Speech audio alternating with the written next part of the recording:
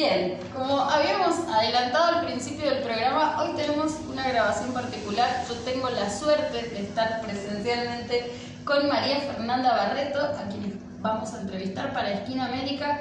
Ella es integrante de la red de intelectuales y artistas en defensa de la humanidad, capítulo Venezuela. Pues es una militante colombo-venezolana, educadora popular, investigadora y feminista proletaria. María Fernanda ha sido presidenta de la Fundación Librerías del Sur, cofundadora del colectivo de estudios feministas Aquelarre Caribeño y trabajó más de 16 años con el gobierno bolivariano de Venezuela en distintas áreas, entre ellas el área de comunas, de mujer e igualdad, de género, de cultura y agricultura, entre otras y entre tantas cosas que nos puede contar sobre su recorrido. Bienvenida a Esquina América, María Fernanda. Muchas gracias por estar con nosotros. Hola Sol, bueno, un gran gusto estar contigo, estar de nuevo en Esquina América y muy feliz de estar por fin en Argentina, que no había tenido el gusto de estar antes aquí en este país. Bueno, hemos tenido esta suerte de estar con ella en la Argentina. Hace algunos días que estás por acá, pasaste por el 35 Encuentro Pluri, ¿verdad? Excelente, una experiencia increíble. Más de 100.000 mujeres juntas, algo que yo de verdad nunca había experimentado y me resultó una experiencia maravillosa, inédita en mi vida y creo que además muy difícil de encontrar otra experiencia igual en nuestra América. Así parece, ¿no? Sobre el feminismo latinoamericano, nosotros hay algo que hacemos mucho, que es tratar de hablar siempre con los actores, los protagonistas, ¿no?, de nuestra región, los países, aquellos dirigentes, pensadores, militantes de cada país, para que nos cuenten entonces qué sucede en sus pueblos, qué sucede en sus luchas. Por eso vamos a aprovechar, María Fernanda, a preguntarte en primer lugar qué crees que representa la victoria de Petro en Colombia. Bueno, la victoria de Petro en Colombia, para Colombia, representa un gran triunfo de los intereses populares frente a la oligarquía, dada la correlación de fuerzas que ha asignado la historia de Colombia de los últimos 200 años, en la cual el pueblo ha sido víctima permanente de la oligarquía más violenta del continente, que se ha enquistado en el poder y que en los últimos 20 años, en franca alianza con el narcotráfico que siempre nos gusta destacar que está dirigido por el más grande cartel de nuestra América, que es la DEA.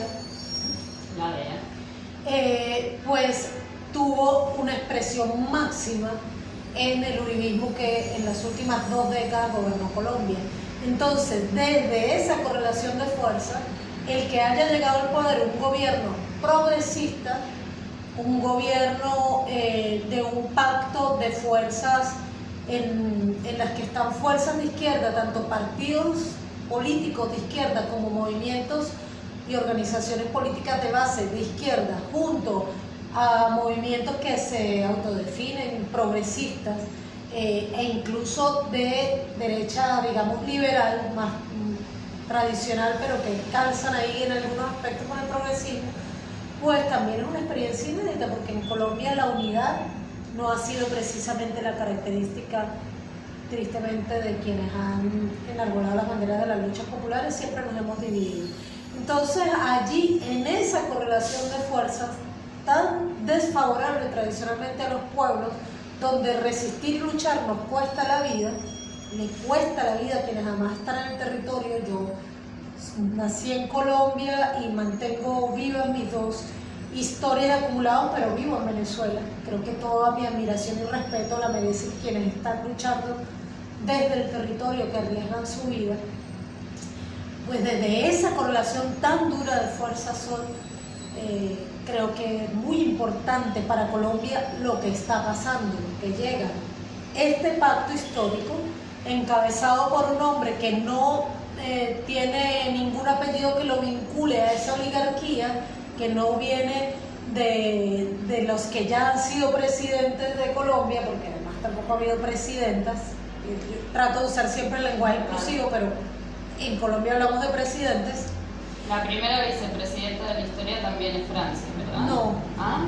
tristemente sigue a la otra vicepresidenta, por ejemplo, Marta Lucía Ramírez, una mujer que representa y encarna el clasismo,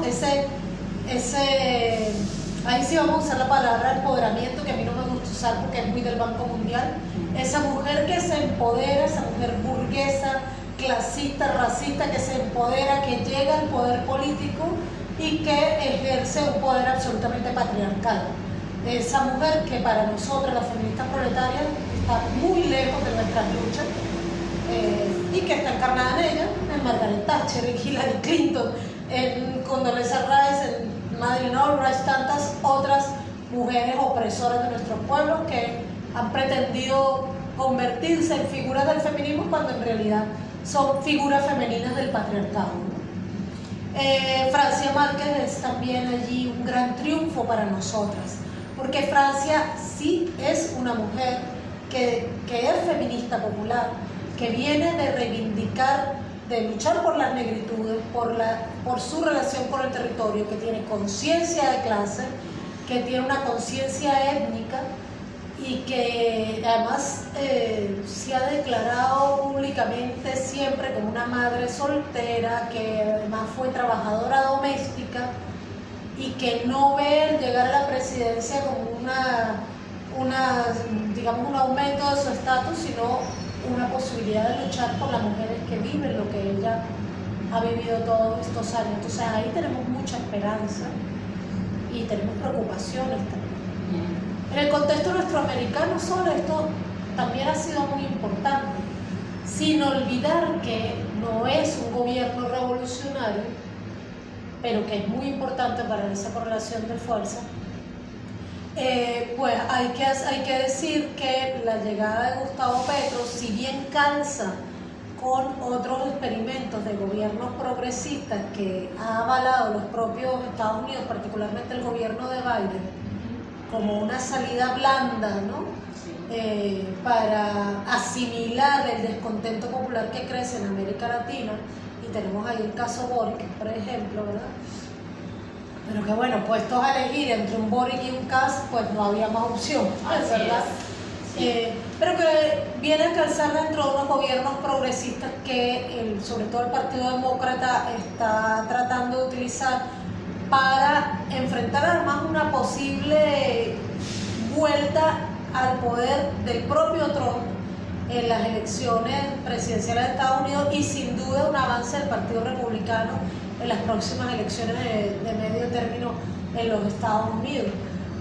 Pero aunque así fuere, aunque calzara ahí, el gobierno de Petro ya ha tomado algunas decisiones en política internacional también que son muy importantes. Como por ejemplo el restablecimiento de las relaciones diplomáticas con Venezuela, ¿verdad? Exactamente, y no solamente las restablece, sino que parte por reconocer al gobierno legal y legítimo de Venezuela, que es el del presidente Nicolás Maduro, les guste o no les guste, tampoco nos importa, porque quienes debemos votar por elegirnos somos los hombres y las mujeres que somos ciudadanos y ciudadanas venezolanos. Entonces, es el presidente que hemos decidido tener, es el presidente que tienen que aguantar a los que no les gusta fuera del país.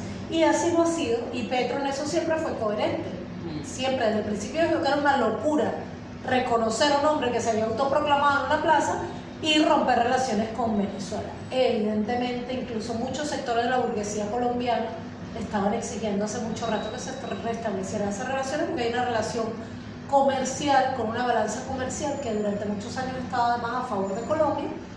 Y bueno, ese restablecer las relaciones con Venezuela ha sido muy importante para Colombia, para Venezuela, para los pueblos fronterizos de ambos lados y también para las poblaciones migrantes de ambos lados. En particular, yo por ejemplo no pude votar en las últimas elecciones presidenciales como colombiana en Venezuela porque no abrieron ningún centro de votación dentro del territorio nacional y pretendían obligarnos a ir hasta Colombia, cruzar la frontera para votar.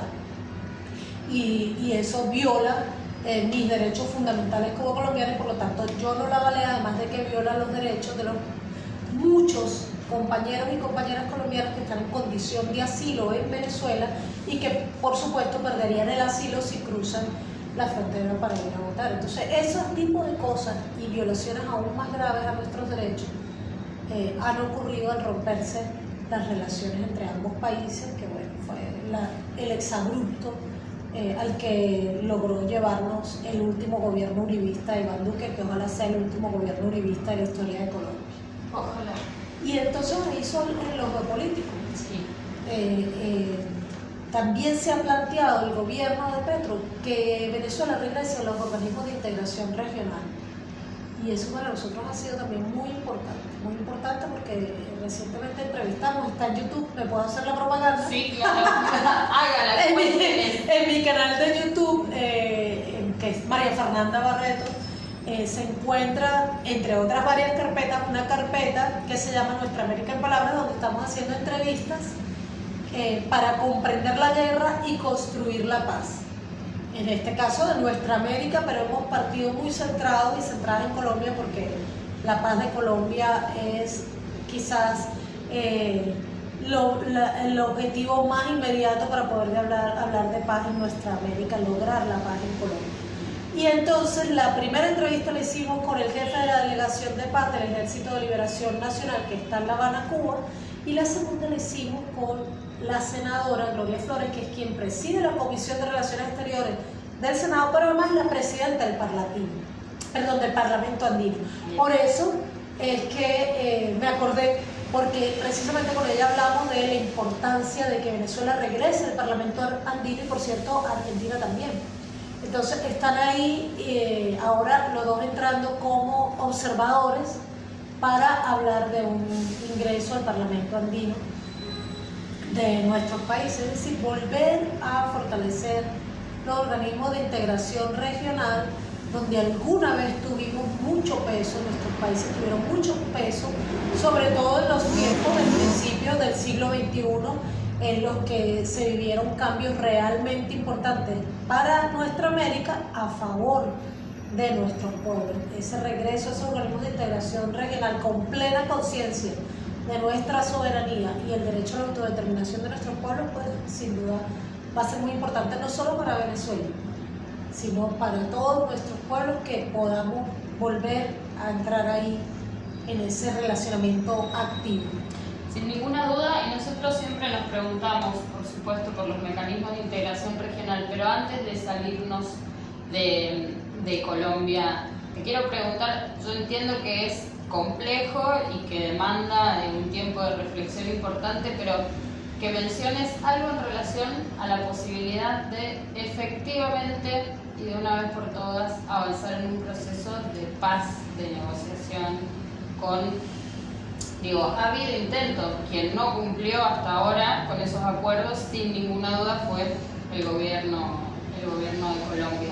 Con este cambio de administración, ¿crees que efectivamente se va a poder llevar adelante ese proceso de pacificación o de paz más que de pacificación? Porque ahí también hay una diferencia, ¿no?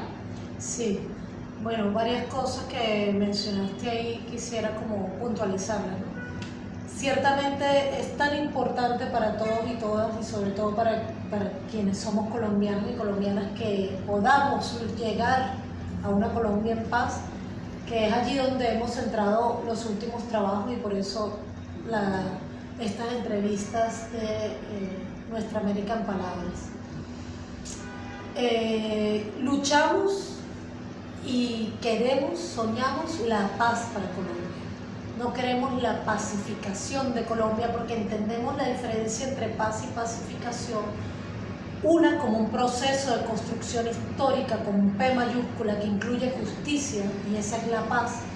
Y la otra, el acallar toda forma de rebelión popular para que los intereses dominantes puedan continuar explotándonos y expoliándonos, robándonos en paz con minúscula. Entonces, dentro de esa idea de diferenciar paz de pacificación, pues habría que decir que estaríamos muy equivocados y equivocadas, haríamos un análisis muy simplista de la realidad de Colombia si creyéramos, como algunos cometieron el error de creer, algunos y algunas, que la desmovilización de las organizaciones guerrilleras es la paz. esa no es la paz. Sin duda eso será parte de la construcción histórica que es la paz, pero la paz tiene que incluir la justicia, y en primer lugar la justicia social, porque la primera violencia del capitalismo contra nuestros pueblos es precisamente la injusticia social que genera.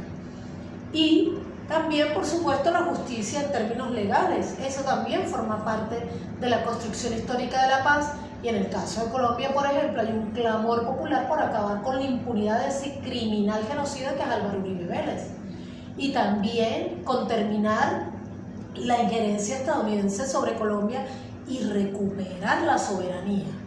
De Colombia. Y quiero hacer énfasis en esto porque una pregunta que le hice a la senadora Flores es ¿por qué en Colombia la palabra soberanía está en desuso? Cuando en Venezuela, claro, yo soy colombo-venezolana, la siento en los dos lados, cuando en Venezuela es de uso cotidiano. Para nosotros la palabra soberanía en Colombia es que no se está usando ni siquiera en algunos sectores de izquierda, no se usa la palabra soberanía. Yo diría que tristemente en grandes sectores de la izquierda hemos perdido la idea de que es imposible que construyamos proyectos de desarrollo nuestros, acordes a nuestras necesidades, si no tenemos soberanía para ello.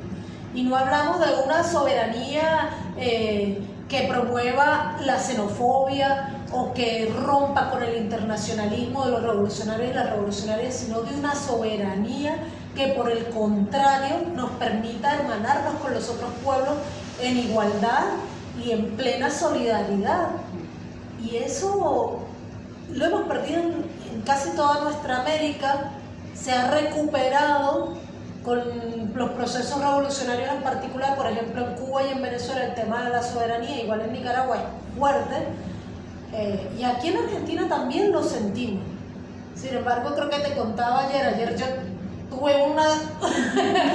Eso es lo importante de la investigación acción participativa, ¿verdad? Claro que sí. Ayer, lo contamos. Nos atraviesa, ¿sí? Sí. Claro.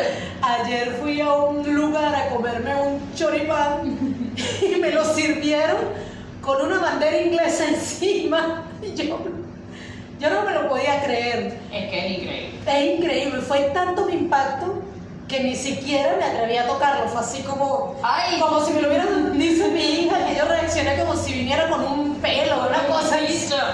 Yo le dije, yo no me voy a comer eso. Me haces el favor y me le quitas esa bandera de encima. Realmente. Y la muchacha se la llevó, la cajera le sacó la bandera.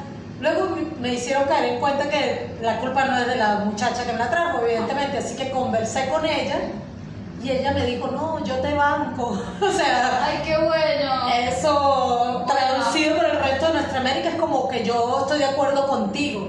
Tú tienes la razón, ¿no? Pero bueno, esa es la decisión de los dueños del local. Entonces, hasta en esos detalles está el diablo, decía Chávez, ¿no? En los detalles está el diablo. Allí está la soberanía. O sea, ¿cómo vamos a aceptar que en Argentina nos sirvan un choripán que además es casi emblemático de la cultura argentina? De la cultura popular y nos lo pongan una bandera inglesa encima? Es terrible, y ¿sabes qué? Bueno, pero sin ninguna duda nosotros, el Centro de Estudios de Integración Latinoamericana, Manuel Ugarte, se centra mucho en poder pensar esto y trabajar por la descolonización cultural, ¿no? Porque nuestros países, en este tiempo, países semidependientes continuamos viviendo la neocolonización cultural, ha sido parte de la estrategia de los imperios, el británico, el inglés, sin ninguna duda, el norteamericano después, con mucha profundidad, pero estamos atravesados por estas matrices de pensamiento que no nos corresponden, ¿no? Que responden más a una estrategia de dominación que a nuestra necesidad como pueblo.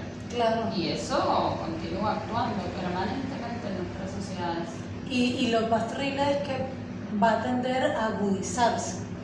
Por lo menos de parte de a mí no me gusta nombrar al imperialismo con el nombre de un país porque entiendo que ciertamente hay una gran potencia que encarna el imperio del capital en este momento, que es los Estados Unidos, pero el imperio es el imperio capitalista, es el imperio del capital.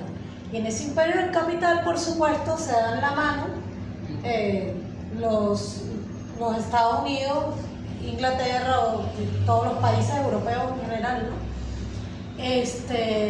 O los Estados Unidos y su ejército, que es la OTAN, ¿no? Entonces, creo que en este momento en el que está siendo tan cuestionado su poder por potencias que están emergiendo, y ojalá nuestra América vuelva a emerger como potencia para ser ciertamente una más de las potencias que disputen ese poder al mundo unipolar que se creó a partir de los 90, pues los Estados Unidos han decidido reimpulsar, relanzar la doctrina Monroe. No quiere decir que la había abandonado, sino que le da nuevos bríos. Y lo hizo explícitamente Donald Trump en la Asamblea General de Naciones Unidas en septiembre del 2018. Dijo, es necesario retomar la doctrina Monroe, América para los americanos. Y ojalá eso fuera, América es para nosotros y nosotras, todos los que nacimos en América, que tú y yo somos americanas. Pero es que ellos creen que cuando se dice América, son ellos y ellas. Y nosotros también hacemos el favor a veces de decirle los americanos a ellos. Y eso hay que peleárselo. Nosotras somos americanas. Entonces ellos tienen tal sentido de propiedad sobre nuestros países, sobre nuestras patrias madres, que fíjate este detalle, ellos nombran a Venezuela una amenaza inusual y extraordinaria en el 2015, y con eso justifican todas las medidas terribles que han dictado contra Venezuela, no solo para frenar nuestro desarrollo económico, sino para robarnos, porque nos han estado robando, nos han robado millones en oro, nos han robado refinerías, nos han robado petróleo en pleno mar, cual piratas del siglo XVI, XVII, o sea, se han subido los barcos a robarnos el petróleo. Y todo eso gracias a la declaración de Venezuela como una amenaza inusual extraordinaria para la seguridad interna de los Estados Unidos. ¿Por qué interna? Porque ellos creen que todo lo que pasa en nuestra América pasa en su patio trasero, es su propiedad. Y por supuesto, esa es la misma razón por la cual están convencidos que nosotros no tenemos capacidad de administrar nuestras riquezas, porque no son nuestras, son de ellos, y nosotros no sabemos administrarlas, entonces mejor la administran ellos. Eso es la mezcla terrible de la doctrina Monroe y el destino manifiesto, según el cual ellos se sienten investidos por Dios, designados para dirigir nuestros destinos, y que obviamente en el propio nacimiento de la doctrina Monroe, en 1823, que se cumplen 200 años del año que viene, pues contó con mucha de la gente de nuestros países, y Argentina, pues Rivadavia, por ejemplo, fue uno de los que se prestó para ellos, y en el caso de Colombia, pues Santander, y de Venezuela Páez, que fueron los traidores del proyecto de Bolívar y San Martín, ese proyecto nuestroamericano que es la pequeña tarea histórica que tenemos sobre nuestros hombros. La pequeña tarea histórica, qué buena forma de decirlo. La verdad es que estamos luchando por nuestra segunda y definitiva independencia, pero es cierto, vos recién comentabas que al principio del siglo, digamos, ha habido un avance de gobiernos populares nacionales, plurinacionales y populares en nuestra región, y entendemos desde aquí en América que estamos atravesando un tiempo en el que también sin dudas avanzan estos gobiernos a posición de gobierno, pero que las condiciones internacionales, la crisis estructural del capitalismo y terminal que vemos por todos lados, digamos, y que está llevándonos a condiciones tan indignas a las mayorías del mundo, digamos, generan una situación diferente a la de aquella primera ola, como la conceptualiza Linera. Entonces, a veces nos preguntamos, y te transmito la pregunta, si tener el gobierno significa tener el poder, ¿no? Y en tal caso, ¿dónde tenemos que mirar para encontrar a quienes están detentando un poder que intenta reordenar la geopolítica global, digamos, pensando en esta diferencia entre poder político, poder económico y la estrategia de dominación que hoy se despliega, porque vos bien lo decías, hay una recuperación de la doctrina Monroe a partir de esta teoría del destino manifiesto, pero las formas han cambiado, ¿no? Las formas de atacar a los pueblos que luchan por su soberanía se ha complejizado y al mismo tiempo hasta se ha vuelto más sutil. En ese sentido, y ahí como para ordenar una pregunta, bueno, creo que sirve hacerla en términos generales, un poco cuáles son los desafíos de los pueblos latinoamericanos que han conseguido poner a sus representantes con las características particulares de cada país, pero que han conseguido recuperar los gobiernos. Ahora, ¿qué hace el pueblo mientras sus representantes procuran administrar, empujar un programa propio, avanzar? A ver, ciertamente no es lo mismo tener en este caso el poder ejecutivo, ni siquiera es el poder político total, ¿verdad? Ni siquiera cuando se le pueda sumar el poder legislativo de nuestros países.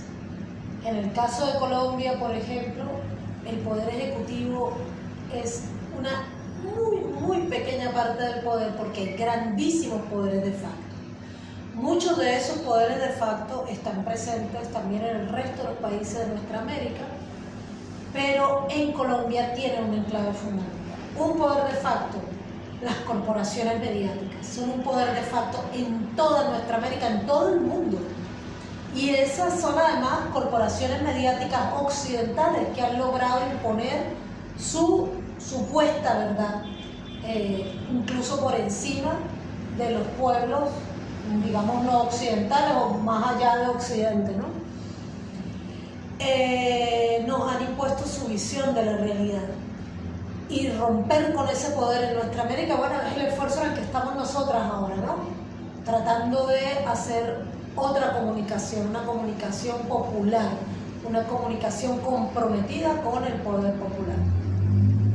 Por otro lado, está sin duda el poder de los grandes capitales del capitalismo representado en el imperialismo y su injerencia en nuestros territorios.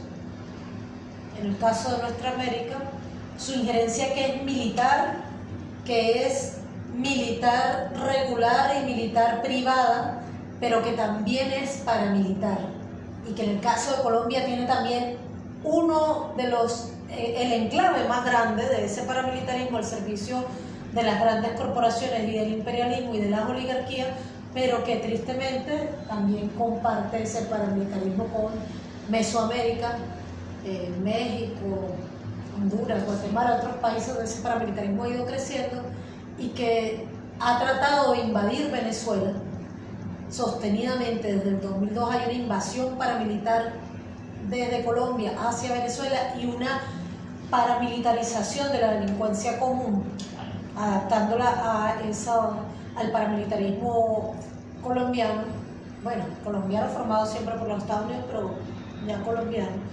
Y creo que ese paramilitarismo también se va a expandir, es parte del proyecto de retomar la doctrina Monroe, expandirlo. ¿Por qué? Porque esa crisis financiera que esa crisis económica, perdón, en la que tú nos señalabas, que está el sistema capitalista, que es real, que es la crisis del 2008, a la cual nunca se logró recuperar, y esa crisis que además se ha agudizado con potencias que le disputan el poder económico, tiene unas vías rápidas de recuperación a través del capitalismo financiero, y ese capitalismo financiero tiene dos grandes lubricantes: el lubricante de las corporaciones militares e industriales, ahí está todo el aparato militar industrial, y precisamente estaba viendo hoy en la mañana cómo continúa usando la guerra y creciendo una de las empresas que más creció en la pandemia, que es la Lockheed Martin, ¿ya? Que es la más grande corporación militar del planeta, no de los Estados Unidos, del planeta. Las 5 más grandes son de los Estados Unidos, pero la más grande de todas, que suma varias, es la Lockheed Martin. Y la otra vía rápida para la recuperación es el narcotráfico. Entonces, ¿qué quiere decir eso? Van a expandir la guerra, van a expandir el narcotráfico sobre nuestra América.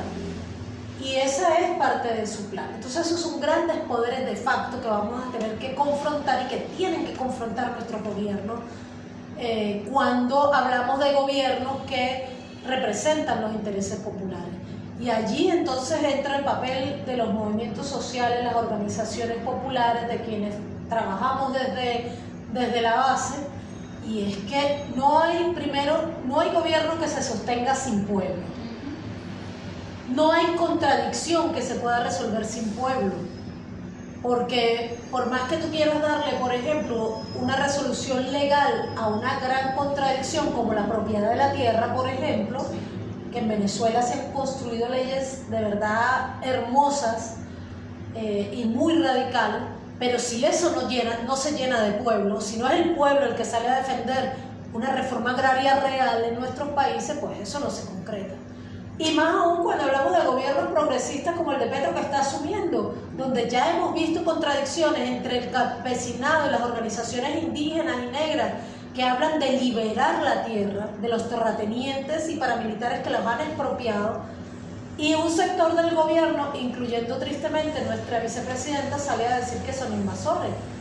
Entonces ya vimos ahí contradicciones que hay que seguir pujando para que se resuelvan y recapaciten y vean que, bueno, tienen que tomar partido por algo que es muy difícil. Estamos hablando de que el poder ejecutivo no es el Estado. Y aún en Venezuela, eso está mucho más avanzado en Cuba, donde hay un Estado ya revolucionado, digamos, eso no quiere decir que sea perfecto, hay que seguir en permanente construcción. Pero aún en Venezuela tenemos un Estado liberal burgués que estamos deconstruyendo y se apuesta a la construcción del Estado comunal. Es decir, la clave sigue siendo luchar por la construcción del poder popular, pero siempre con una visión estratégica de poder popular. Y entonces en Venezuela se ha planteado como estrategia del socialismo la construcción del Estado comunal, y yo como nuestroamericana creo que ahí tenemos una fórmula muy interesante que se podría emular y obviamente adaptar al contexto de cada uno de los países de nuestra América. No sé si respondí tu pregunta. Sí, claro que la respondí. Pero, mira, pero hablando de cómo... espero haber dejado más dudas, más y mejores preguntas. Yo creo que sí, eso seguro. Y sabes que mencionabas, bueno, decías, cada pueblo también no tiene que ver con la creación heroica de cada pueblo y sus luchas. Bueno, aquí diríamos que hay que profundizar la comunidad organizada, entendiendo la comunidad organizada como ese modo de relacionarnos, de organizarnos y de vivir que nos permita a cada uno vivir dignamente, pero entendiendo que esa dignidad personal tiene que ver con la dignidad colectiva, ¿no? Con la justicia social. Exacto. Solo puede realizarse, diría Perón, un sujeto, un individuo, un ciudadano, si hay una comunidad que se realiza. Correcto. Bueno, un poco por ahí creo que... hay una raíz que nos diferencia a las feministas proletarias de las liberales burguesas, por ejemplo. No luchamos por los derechos individuales de las mujeres.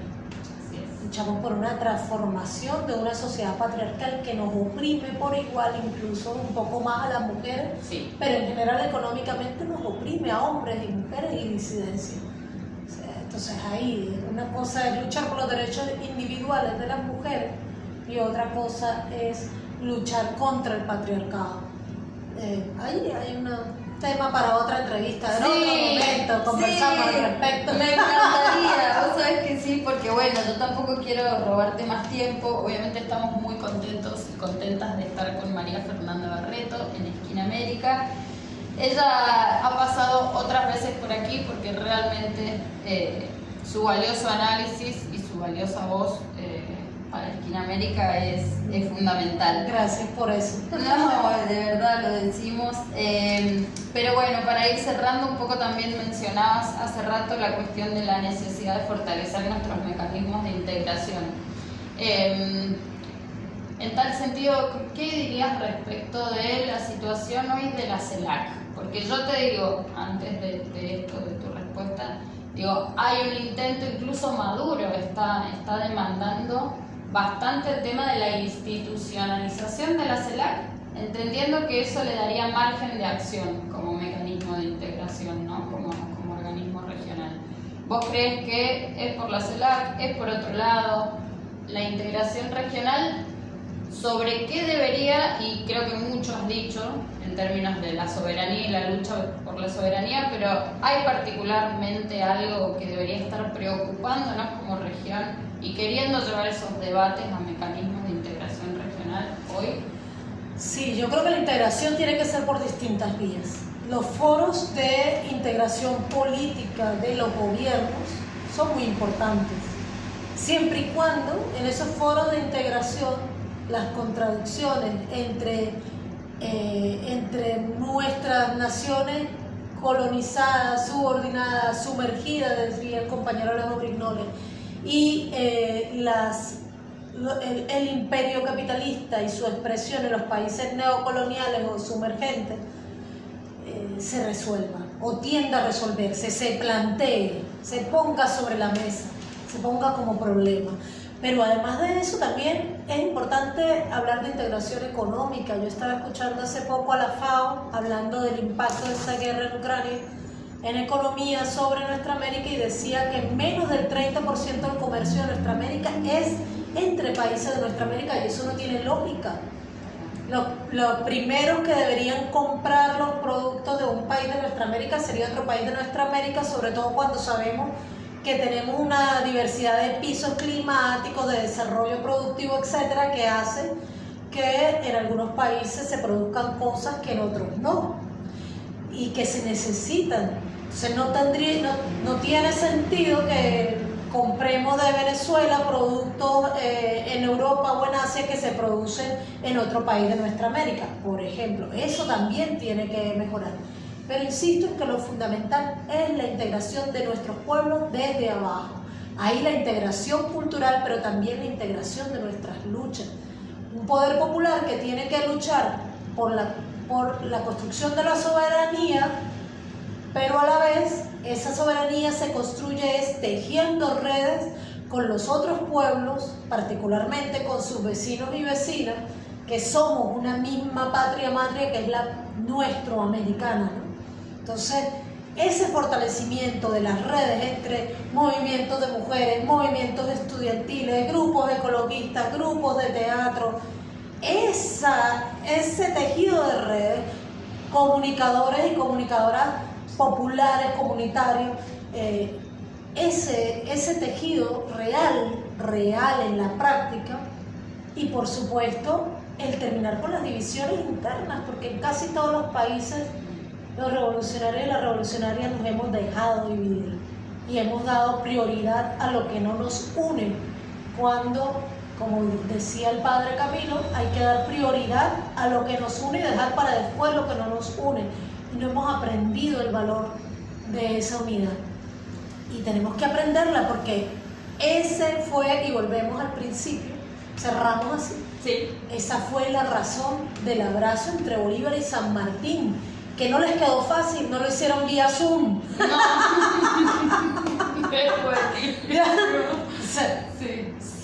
Si hicieron tanto para encontrarse, y se me pone la carne de gallina cuando te lo digo, es que sí, claro. ¿Por que qué sí. nosotros y nosotras no seguimos luchando por concretar ese abrazo de San Martín y Bolívar y esa independencia de nuestra América? Esa es la pregunta.